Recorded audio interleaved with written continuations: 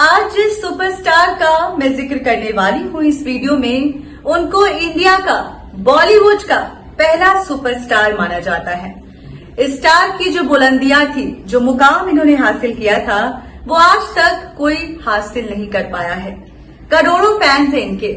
भले ही ये स्टार आज दुनिया में नहीं है, लेकिन इनको हमेशा याद किया जाता है और याद किया जाएगा। आपको बता दें कि आज इसी स्टार से जुड़े एक किस्से का जिक्र मैं इस वीडियो में करने वाली हूँ। ये किस्सा हेमा मालिनी से जुड़ा हुआ है। क्या है ये किस्सा? चलिए इस पर एक नजर डालते हैं। हेमा मालिनी ने राजेश खन्ना के बारे में अपनी ऑटोबायोग्राफी बियॉन्ड ड्रीम गर्ल में एक जिक्र किया है। वो बताती हैं कि राजेश खन्ना हमेशा से मुझे बड़े अटपटे से लगे। उनका जो व्यवहार है, उनका जो बिहेवियर है, वो कभी भी अच्छा सा मुझे नहीं लगा। मैं कभी कंफर्टेबल नहीं थी उनके साथ काम करके। भले ही उनके साथ मैंने काम जरूर किया हो, लेकिन जिस तरीके से वो बात करते थे, जिस लहजे में वो बात करते थे, जैसा वो मुझे ट्रीट करते थे, ये मुझे कदापि पसंद नहीं था। बिल्कुल भी मुझे रास नहीं आता था। और शायद यही रीजन है कि पूरी दुनिया उनके पीछे पागल थी। एक बहुत बड़ा स्टारडम कैरी करते थे, सारी लड़कियां उनकी दीवानी थी। लेकिन मैंने आज तक उनको कभी भाव नहीं दिया। कभी मैंने जो है उनके साथ ज्यादा फ्रेंडली होने की कोशिश नहीं की। और ये सिर्फ और सिर्फ उनके इस अटपटे व्यवहार के कारण, जो उनमें कूट कूट के भरा था।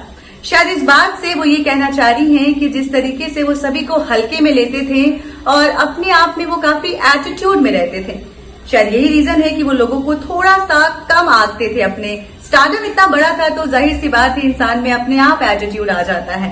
हेमा ने अपने ऑटोबायोग्राफी में इस बात का भी जिक्र किया है कि राजेश खन्ना बहुत अनप्रोफेशनल थे। सेट पर लगातार टाइम पर नहीं आते थे और इसके साथ ही हमेशा सीन्स में अपनी चलाते थे कि इस सीन में ये होना चाहिए, उस सीन में ऐसा होना चाहिए। डायरेक्टर की भी चलने नहीं दिया करते थे। और उनके इसी व्यवहार की वजह से राजेश खन्ना कभी भी हेमा मालिनी को पसंद नहीं आए। हेमा मालिनी ने कभी भी राजेश खन्ना को पसंद नहीं किया। इसके साथ ही हेमा मालिनी के साथ साथ राजेश खन्ना ने काफी लोगों से और झगड़ा किया है, उनके साथ गलत व्यवहार किया है।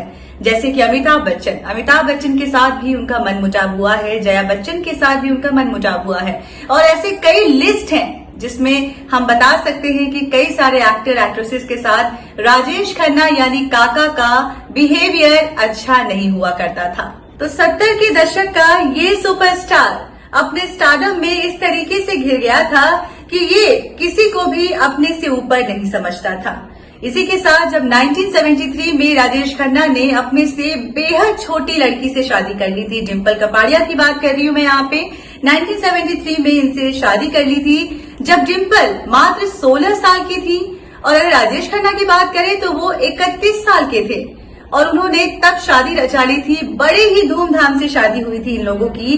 पूरा मुंबई शहर आशीर्वाद के बाहर खड़ा हुआ नजर आ रहा था, शादी देखना चाह रहा था कि इंडिया के पहले बड़े सुपरस्टार की शादी में क्या क्या हो रहा होगा। बहुत ही अफरा तफरी थी, पूरे मुंबई के रोड्स जाम थे।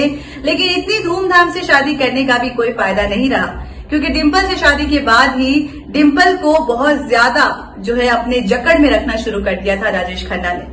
डिम्पल ने कभी नहीं सोचा था कि मैं राजेश खन्ना की वजह से अपने ही करियर से कॉम्प्रोमाइज कर लूंगी।